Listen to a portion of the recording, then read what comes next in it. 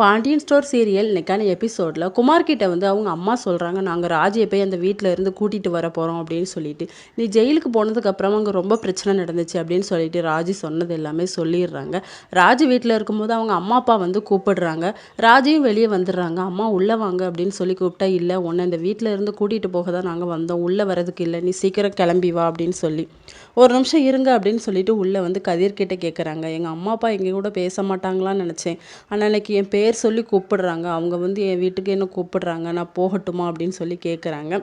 இது எதுக்கு நீ என்கிட்ட கேட்குற, அது உன்னோட விருப்பம் அப்படின்னு சொல்லிட்டு கதிர் வந்து மூஞ்சி கொடுத்து கூட பேசாமல் போயிடுறாரு. ராஜி அவங்க அம்மா அப்பாவும் வெளியே இருந்து கூப்பிட்டுட்டே இருக்கும்போது கோமதி வந்து, அண்ணி அவளாம் வரமாட்டா அப்படிங்கிற மாதிரி சொல்கிறாங்க. அப்போ ராஜியும் வெளியே வந்துடுறாங்க.